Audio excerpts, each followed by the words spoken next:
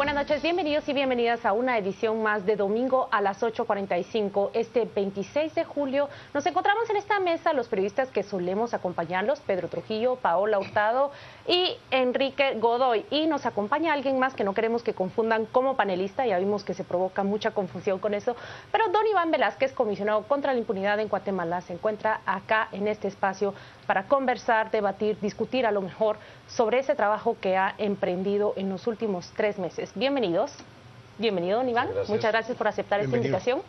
Y Paola Hurtado tiene la primera pregunta. Buenas noches, señor comisionado. En estos meses que han transcurrido desde el histórico 16 de abril, hemos visto que la CICIG ha mostrado, junto con el Ministerio Público, una serie de casos que han mostrado en diferentes entidades del Estado, con diferentes actores,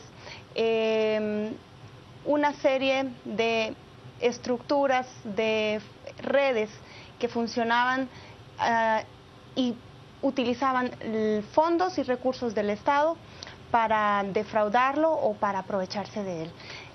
Viendo estos casos en conjunto, ya con la perspectiva desde el 16 de abril para acá, ¿qué es lo que pasó en la CICIG? ¿Qué es lo que emprendió la CICIG desde esa fecha que provocó la salida de la vicepresidenta Roxana Valdetti y ahora estamos en un pleno proceso electoral con señalamientos directos a aspirantes a cargos públicos? ¿Cómo explicaría usted qué es lo que estamos viendo? No, este es un resultado de lo que se había programado desde principios del año pasado. Cuando llegué a la CICIG, después de haber definido, luego de conversaciones con muchos sectores sociales, con personalidades de la vida cotidiana de Guatemala, pero también con autoridades, encontré cuáles podrían ser los aspectos fundamentales para que la CICIG se ocupara en las investigaciones. Y por eso, hacia el mes de enero, febrero, que se planteó como un reajuste en el plan de trabajo de acuerdo con las percepciones mías, entonces se diseñaron unas líneas generales de investigación, se conformaron unas unidades investigativas, se transformó en la estructura de la comisión para crear unidades investigativas y se empezaron con todas las investigaciones que su primer fruto fue el del mes de septiembre en la investigación de la corrupción del sistema penitenciario, el tema de Byron Lima, y que luego continuó con unos temas de jueces, pero también con el tema de Haroldo Mendoza y esa estructura militar, paramilitar en Izabal. Y se continuaban adelantando las investigaciones que empiezan a rendir frutos, tal como se había proyectado antes del mes de julio del 2015. Teníamos que la CICIG había una terminación anunciada, casi una decisión que no iba a haber prórroga. Teníamos que diseñar investigaciones que llegaran precisamente hasta el mes de julio para el mes de agosto tener como el momento de transición con el Ministerio Público. Había que entregar todo lo que nosotros teníamos de información, las actividades administrativas que había que desarrollar. Preguntarle sobre eso, tomando en cuenta que ustedes se iban este año, ¿qué era lo que ustedes querían al menos dejar mostrado antes de partir? Que la corrupción en el país es generalizada, que todas las estructuras del Estado tienen corrupción. Comisionado, yo he sido muy crítico con la CICIG en algunas administraciones y lo que quiero decirle es que yo admiro su trabajo, lo respeto y públicamente se lo quería reconocer para algunos que están equivocados. Dicho esto, en las últimas la manifestación de hace 2 días, la vigilia, como usted le quiere llamar, se cuestionaba la validez de lo que ustedes habían hecho. Se decía, bueno, esto no es justicia, esto es justicia manipulada, o cosas parecidas. Esto no son pruebas, aquí no hay pruebas. Se cuestionaba su trabajo y posiblemente la labor que vendría después. ¿Cómo respondería usted a esos cuestionamientos que se hicieron más o menos visibles, públicos, fehacientes, en pancartas, etcétera? Una acusación que se hizo era que esto era mucho más un show mediático que producto de una investigación. Lo que yo puedo asegurar es que la CICIG ha presentado con el Ministerio Público en todos los casos en que ha intervenido y durante toda mi gestión casos que tienen respaldo probatorio sólido. Hay algunas confusiones que se pretenden introducir, como que las escuchas telefónicas son indicios o que no se pueden considerar como pruebas. Esas, por el contrario, son unas pruebas tan contundentes porque son los mismos actores de un hecho criminal los que están afirmando cómo realizan el hecho criminal, etcétera. Creo que en todo, pues naturalmente hay un propósito de asumir defensa, que deben concentrarse en la actividad ante los tribunales en el momento en que la Corte Suprema de Justicia, esperamos, levante la inmunidad en virtud de todos estos antejuicios que se han presentado. Hay una crítica adicional. ¿Por qué en este momento y no hace 3 años o hace 2 o hace 1 o dentro de 3 años? Pues porque este momento fue maduro para las investigaciones como se han presentado. Lo mismo se diría. El 16 de abril se tuvo la investigación de la SAD porque era la forma de mantenerse la CICIG. Uno podría decir, y en una investigación específica como esta de Chico Dólar y lo que surgió respecto del candidato a la vicepresidencia y de otros políticos cuyos antejuicios fueron solicitados, uno podría decir, desde otra perspectiva, este es un suicidio. Porque si ese partido político gana finalmente las elecciones, pues podría pensarse que la reacción natural es que el próximo año la CICIG no va a continuar. Pero esas consideraciones no se pueden tener desde la perspectiva de la justicia. Yo creo que hay que actuar responsablemente, pero sin ese cálculo. Estaría el problema frente a una crítica de esa naturaleza. Entonces, ¿cuándo es oportuno? ¿Por qué no fue oportuno antes? Porque no estaba. Pero es que son hechos del 2009, sí, pero aparecía en el reclamo que había hecho la SAD y luego en el tema de la IBE, interceptaciones del 2012, que fue cuando se formuló el reparo por la IBE, la solicitud de información, de inicios del 2013. Entonces no es pues que sea una investigación que venga del 2009. La CICIG asumió esta investigación en el primer trimestre del 2014 y se fue adelantando. Digo, y entonces, ¿cuál es el tiempo oportuno? Ahora, porque son las elecciones del 6 de septiembre. Pero entre el 6 de septiembre y el 25 de octubre, porque está la segunda vuelta. Entre el 25 de octubre y el 14 de enero, porque se quiere afectar el ingreso del nuevo gobierno. Después del 14 de enero, porque se quiere generar malestar en el nuevo gobierno que empieza. ¿Cuándo es oportuno? ¿Lo dejamos entonces para el 2019? Nunca va a ser oportuno cuando se acusa a corruptos. Quique tiene la siguiente pregunta. Uno de los siguientes reclamos, o línea de reclamo que se viene en esta misma línea, comisionado, es 2 temas. Uno, se ha mencionado el que pudiera haber estado involucrado en proveer información, en ser algún tipo de colaborador de Gustavo Alejos. Y que por eso, en estos casos, donde incluso se le menciona en el mismo informe, no hay aún una persecución penal en contra de personajes como él que están descritos en el informe. ¿Ha tenido alguna vez una reunión con Gustavo Alejos o ha participado él alguna vez proveyendo información? Yo no conozco a Gustavo Alejos. Tal vez alguna vez lo vi en alguna recepción en una embajada, pero más que el saludo no hubo ninguna comunicación.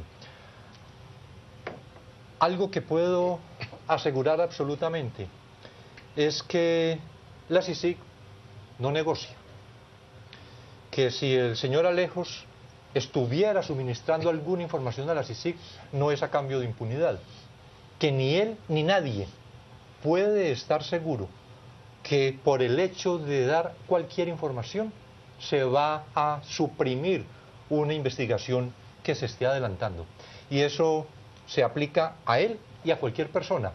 No sé si haya habido algún contacto con el señor Alejos de algún investigador en la CICIG, no precisamente en este tema de Chico Dólar, porque es que el tema de Chico Dólar es, como ya se ha planteado tanto, producto de unas denuncias que se habían formulado desde la IBE en el año 2008 que las lograron solucionar.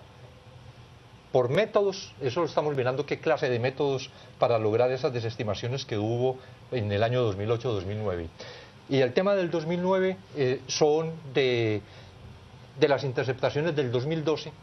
Continuando en esa misma línea, porque un tema es el tema de Gustavo Lejos, el tema de si había participado o no, pero el complemento a esto, Chico Dólar, IBE, se bancariza, ¿dónde y en qué momento involucra a bancos del sistema todos estos procesos que estamos viendo?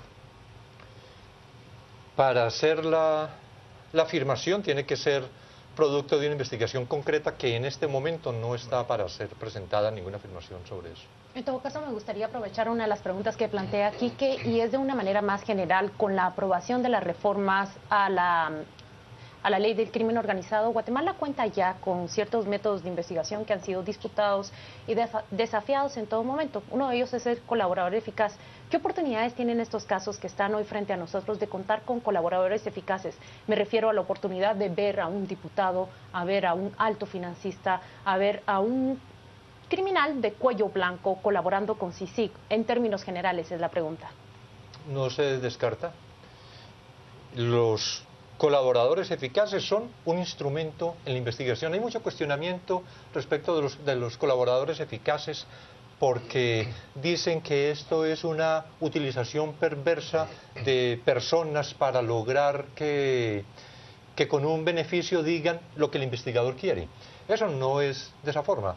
Los testimonios están sometidos siempre a la crítica racional, y de esa manera es como los jueces valoran los testimonios.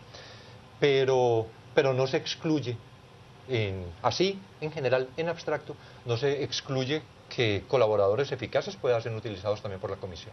Cuando usted y la fiscal general dan conferencia de prensa, sus explicaciones, desde lo que yo percibo, se vuelven en palabra mayor. La gente las asume como prácticamente la sentencia de un caso.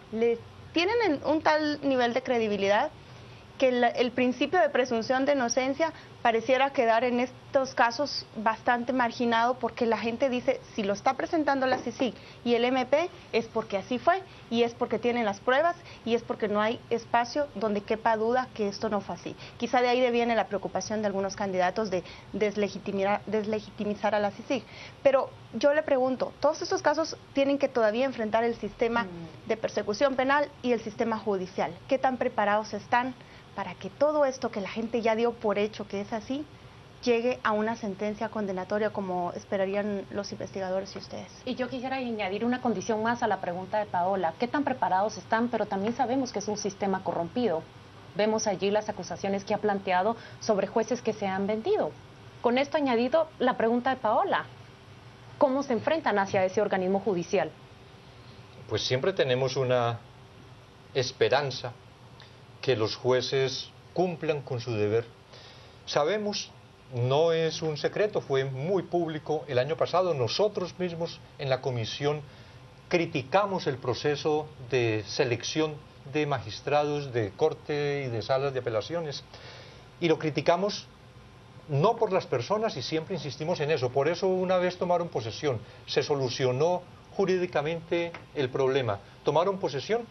Casi que a la semana siguiente yo estuve en la Corte Suprema de Justicia reunido con el presidente de la Corte, porque era la autoridad que ya se había establecido. Pero criticábamos ese proceso de selección, y en ese proceso de selección hubo una influencia evidentísima de factores externos y una elección que fue concertada por dos partidos políticos. En todo caso, qué difícil trabajar con quienes antes fueron criticados por ustedes mismos.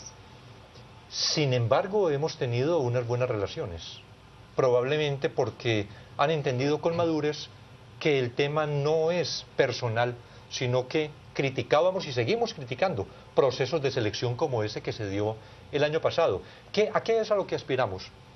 Que los magistrados de la Corte, ahora que tienen frente a sí los antejuicios, asuman responsablemente su deber, que examinen esto que se ha presentado respecto de los diputados contra los que se formuló el antejuicio en virtud de la denuncia del ministro de Desarrollo, por ejemplo, o estos últimos de los señores Barquín y Jaime Martínez, tienen elementos en lo que se aportó a la Corte Suprema de Justicia que ameriten que se desarrolle una investigación, o no tienen elementos. que sea esa la respuesta la que determine si debe continuar o no la investigación o si debe concluir. Nosotros Don hemos Iván. llegado al Bueno, final de este entonces, segmento, en el pero siguiente segmento. aún hay un segmento más, por favor. Permanezca con nosotros que vamos a seguir conversando con el comisionado contra la impunidad en Guatemala.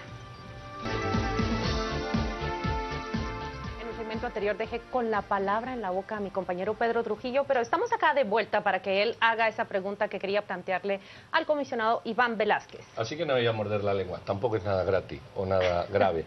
Los cometidos y las misiones, usted sabe que hubo una parte en que era tan grande que la gente decía, bueno, ¿a qué se dedica? Sí, hay cosas que debería entrarle, hay cosas que no le entran, desde la percepción del ciudadano.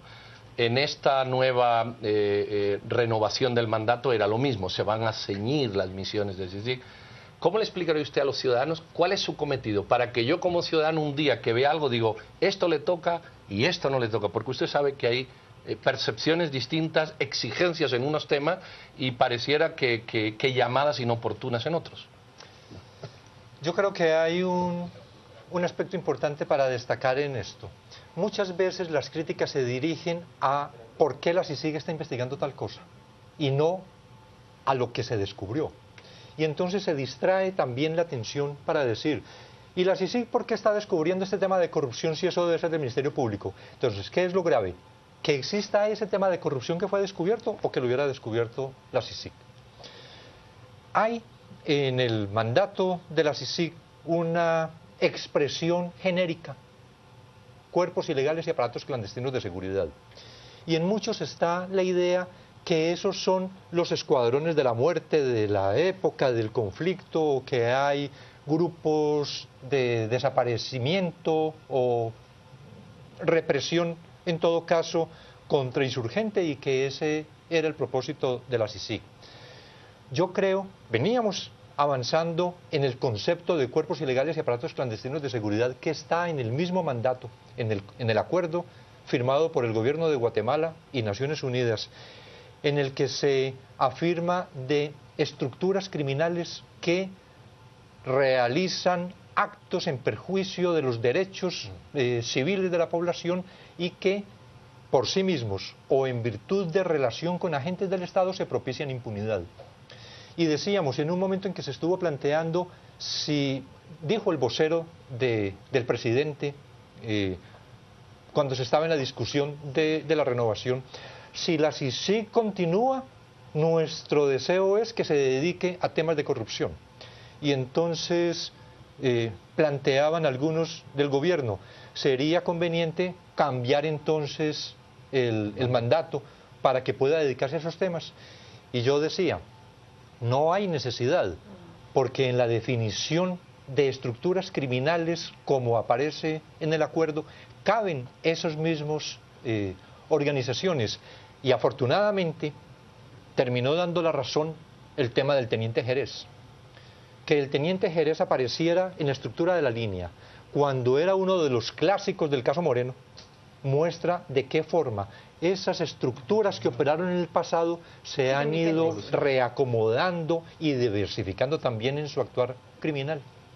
Ya que hablamos un poco ahora del caso de la línea, parte de lo que también empieza a surgir es la inquietud, que se hace el descubrimiento, se hace público el descubrimiento, pero el acompañamiento, el seguimiento, esos 2-3 meses que le dan al Ministerio Público y a la CICIG para que presente el caso ante el juzgado, pareciera ser como que se quedó en el vacío.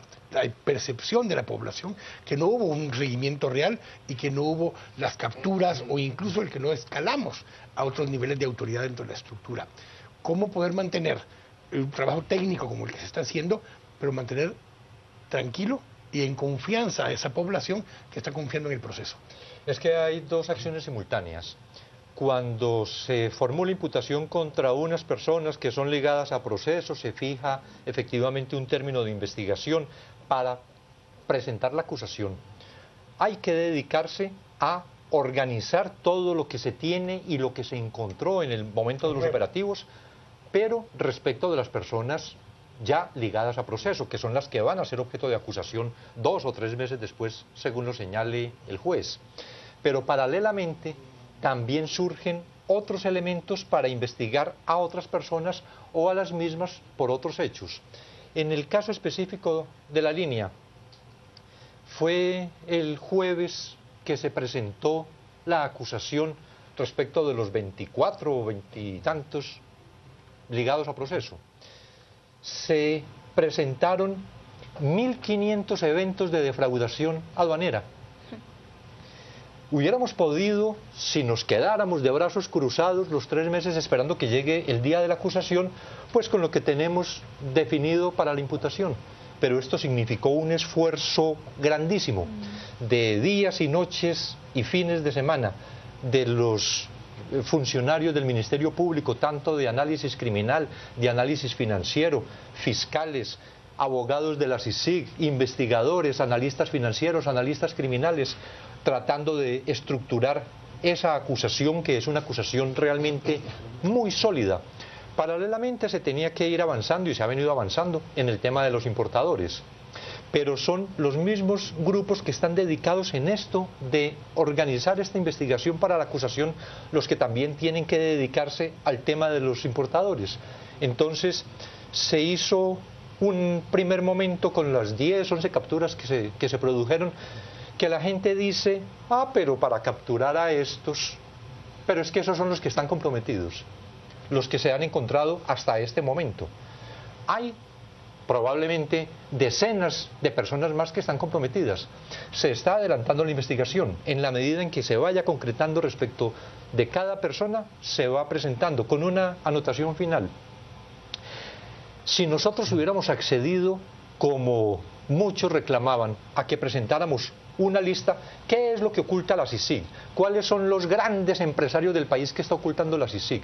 Si nosotros hubiéramos publicado la lista de los que aparecían importando, en el caso de la línea, hubiéramos tenido que, para el tiempo de hoy, desmentir lo que habíamos, pedir disculpas a mucha gente cuyos nombres o cuyas empresas fueron utilizadas falsamente para las importaciones.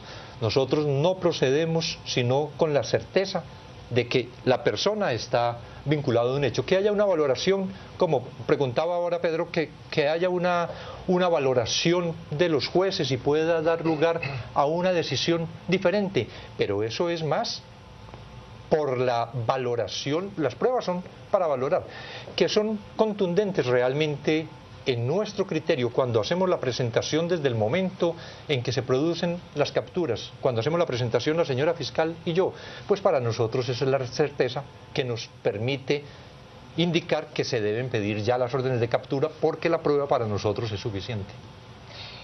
¿Cómo es su relación con el embajador de Estados Unidos, Todd Robinson? ¿Y qué tanto conversan ustedes sobre los casos que le interesan a la embajada y los casos que está investigando CICIG? Es una muy buena relación. Conversamos con alguna frecuencia, no hablamos de casos. Hay comentarios de situaciones generales, pero no hay ni una indicación, como también se ha tratado de sugerir.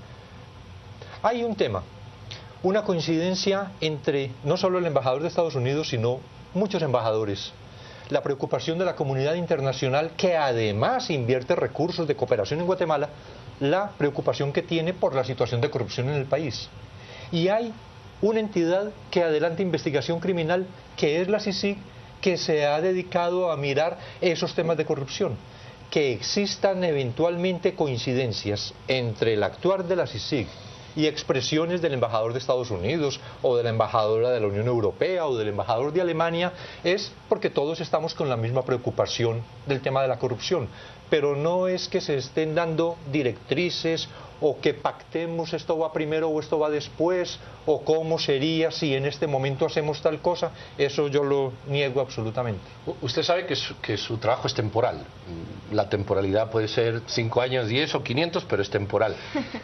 ¿Tienen una hoja de ruta o tienen unos objetivos a medio plazo? ¿O cuál sería su opinión en relación a cómo está o cómo debería estar o cuándo va a estar el Ministerio Público en condiciones de decirle, pues mire, sí, muchísimas gracias, esto es un tema nacional evidentemente, vamos a arrancar?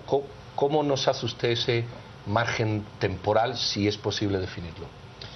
Realmente es difícil, y no ha sido en general como una preocupación de cuál es el tiempo de permanencia.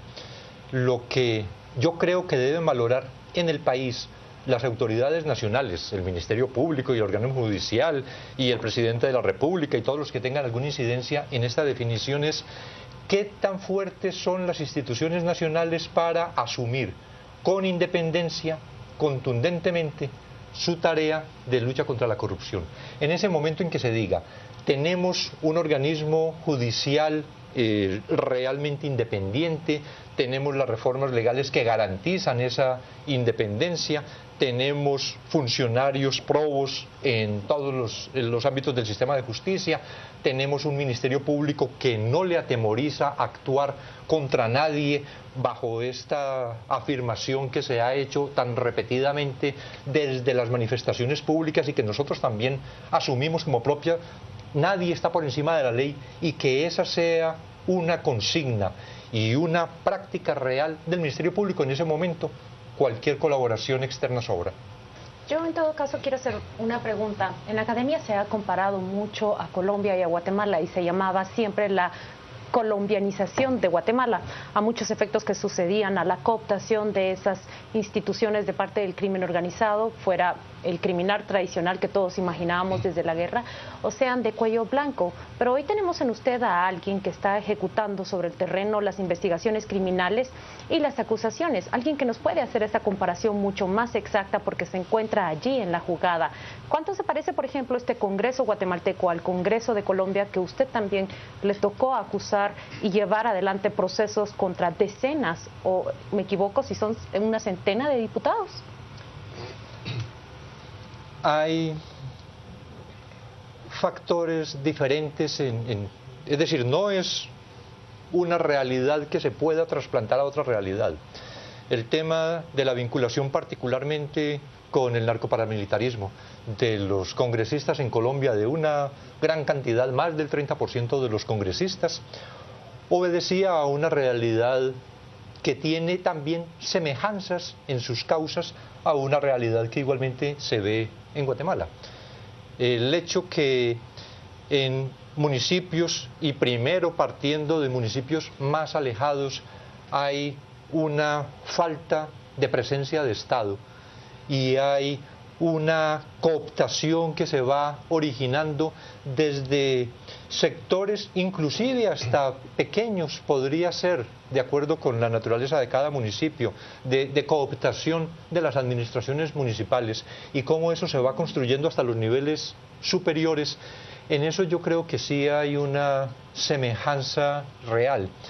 Temas de corrupción, como hemos visto, también en Colombia ha habido, y esas investigaciones sí yo no las tuve en Colombia porque era solo en la relación del narcoparamilitarismo con el Congreso. Otros compañeros en la Corte Suprema de Justicia que han tenido también investigaciones relacionadas con corrupción, hay fenómenos también muy similares. Nosotros debemos de ir a una nueva pausa, pero por favor quédese con nosotros para un tercer y último segmento.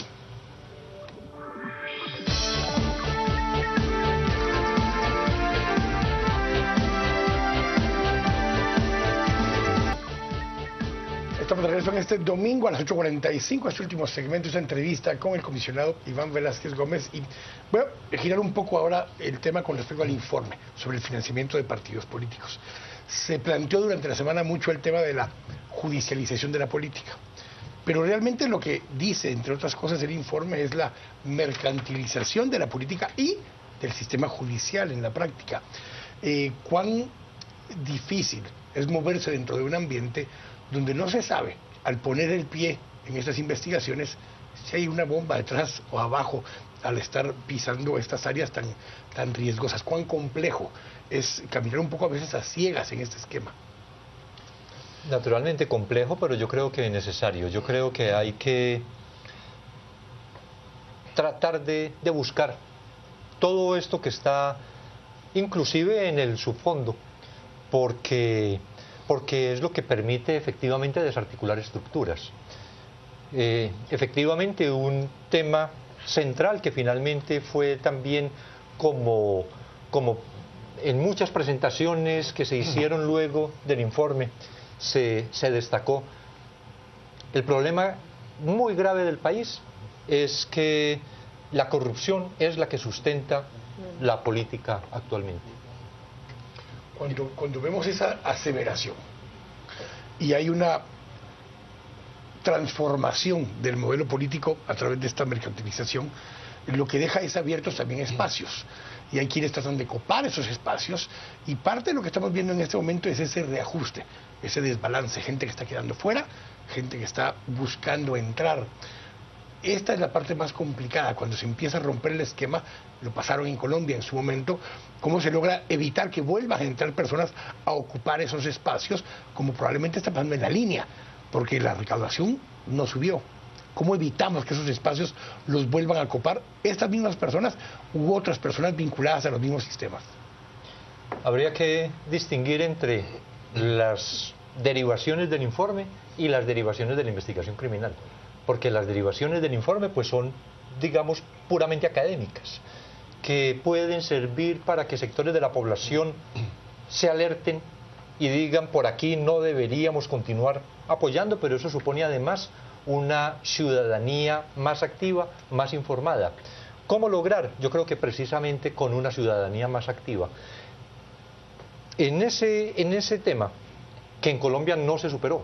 En Colombia, no obstante que se condenaron congresistas por estar vinculados directamente con el paramilitarismo, sus esposas o sus hermanos o sus hijos o sus padres ahora reemplazaron a los congresistas del paramilitarismo. ¿Cómo le explica que la justicia no tuvo ese efecto depurador que uno creería que debe tener? Probablemente que no hubo una mayor participación de la sociedad, y entonces se permite que todas esas relaciones que también están apoyadas además en el clientelismo subsistan. Hay poblaciones necesitadas en Colombia como las necesitadas acá. Hay gente que aguanta físicamente hambre como acá, y dar unos recursos a una persona para que vote por tal o cual, ese es un problema que está entre la subsistencia y la conciencia, y mucho más cuando no se tienen elementos como para poder hablar de conciencia. Esa es una parte. La otra parte, que se deriva de las investigaciones criminales, aquí es el Estado el que tiene que actuar. Creo que nadie puede poner su confianza en que la acción del Ministerio Público o la acción del organismo judicial, la acción de la justicia en su conjunto, va a transformar la realidad. La justicia aporta elementos, ayuda. Por ejemplo, el tema de Byron Lima. Se desestabiliza transitoriamente esa estructura, que no debe ser la única que funciona además en el sistema penitenciario, pero se debilita transitoriamente esa estructura y no hay una reacción inmediata del Estado para ocupar el espacio. Ocurrió en el caso de Haroldo Mendoza. Yo he mencionado mucho porque fue además muy dramático cómo al día siguiente de los operativos en Izabal llamaba a la gente llorando de alegría porque se habían liberado gracias a la acción de la CICIG con el Ministerio Público, y a los 3 días llamaban llorando de terror porque estaban los grupos armados patrullando los poblados. La justicia no tiene, ni es su función, ni tiene la capacidad para ir a lograr la seguridad para esas personas. Esa es una acción del Estado. El mismo tema de la SAD. Se logra desarticular una estructura, y una estructura realmente muy poderosa. Le corresponde al Estado impedir que esos espacios se ocupen. Sí, yo siempre hablo del Estado en su conjunto. Claro. Explíqueme algo de la CICIG. Usted tiene 1 año de estar en Guatemala y ya, junto con el MP, capturaron a ese capo que ningún gobierno había tocado y que presumiblemente era financista de campañas políticas. Renunció una vicepresidenta, está preso el presidente del Seguro Social, que fue secretario y abogado del presidente de la República, tiene proceso un expresidente del Congreso, un cacique, diputados del partido que va a cabeza en las encuestas, y está por iniciarse posiblemente un proceso contra un vicepresidenciable. Si en 1 año la CICIG, con usted a la cabeza, ha conseguido esto, ¿cómo se explica que en la administración de Carlos Castresana y de Francisco Dalanese esa misma CICIG, que usted me dice que no negocia con nadie, CICIG, no haya destapado ningún caso de estos. ¿Cómo se explica usted? Podría haber una respuesta inmediata, y es que precisamente se entendía, como ocurrió al inicio de las actividades investigativas de la CICIG bajo mi dirección, que temas de corrupción no tenían que ver con el mandato de la comisión y que debía ocuparse de otros asuntos. En todo caso, lo que yo afirmo sobre eso, y no es que tenga una defensa de cuerpo o que sea una respuesta institucional, sino que es una realidad. Todo lo que se ha logrado hacer en este tiempo, naturalmente hay una dirección, pero también tiene un sustento. La CICIG no se creó hace 18 o 20 meses. La CICIG tiene una tradición, digamos pues, de varios años en el país.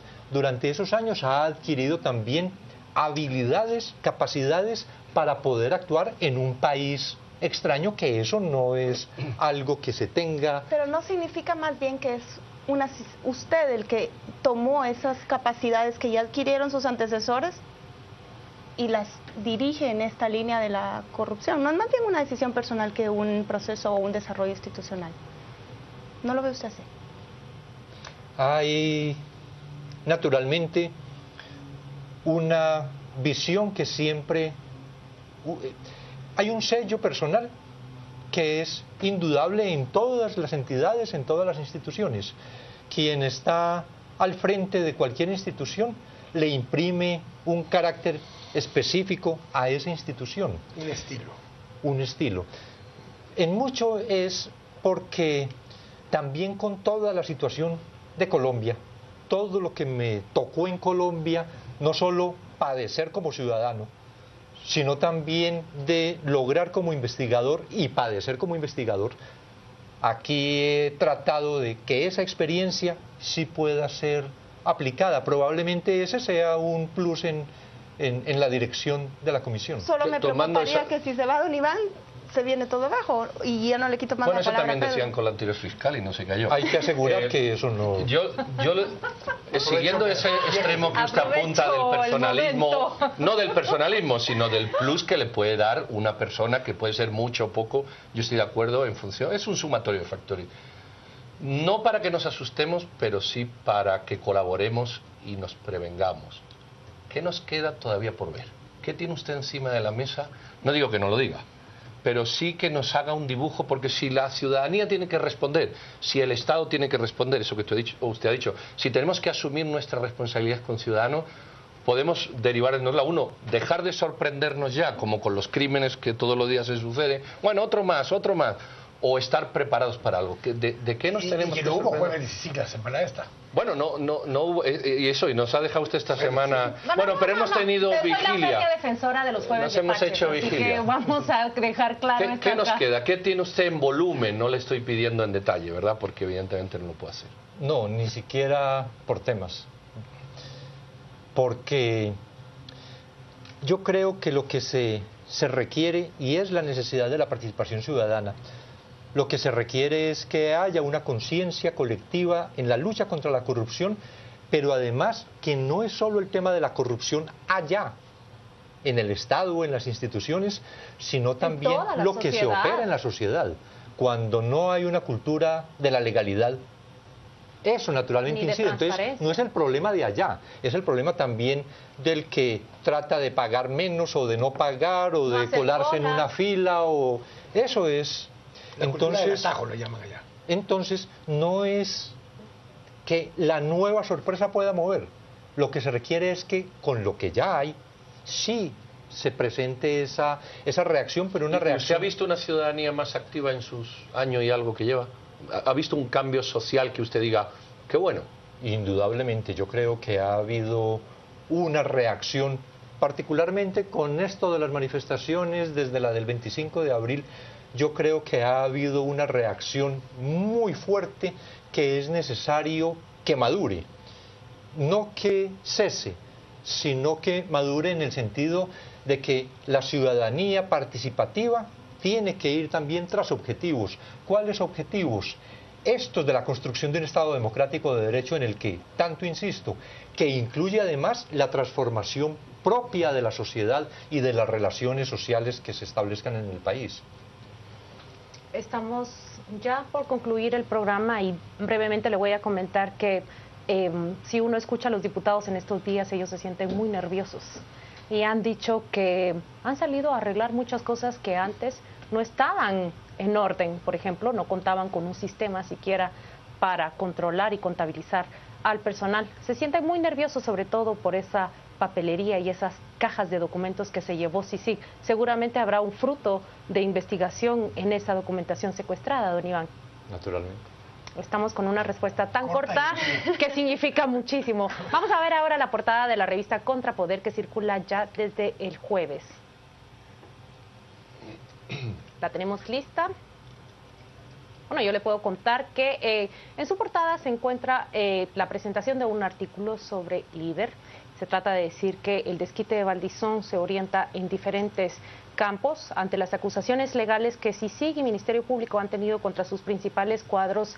El contraataque ha sido más político que legal. Todavía queda mucho por ver. Tenemos ahí una comparación muy interesante que hacer. Ojalá la pudiéramos discutir en algún momento con mis compañeros. Esas dos tarimas de Manuel Valdizón y Alfonso Portillo. Fíjense ustedes que la reportera de este artículo regresó con un dato que fue muy revelador. Y es, tenemos ahí en la pantalla a las dos personas con los índices de popularidad más altos en el país. Sus tarimas son muy parecidas, pero al mismo tiempo muy diferentes. Y para terminar, lo invitamos a acompañarnos en Destino 2016. A usted le va a gustar mucho. Yo sé que al alcalde capitalino no le va a gustar tanto nuestro invitado. Es Antonio Coro, el eterno opositor de Álvaro Arzú. Todos hemos sido testigos de esas peleas que han llegado a disputarse en nuestras calles con los semáforos. Y para finalizar, te dejamos la viñeta de esta semana. Muchas gracias por acompañarnos.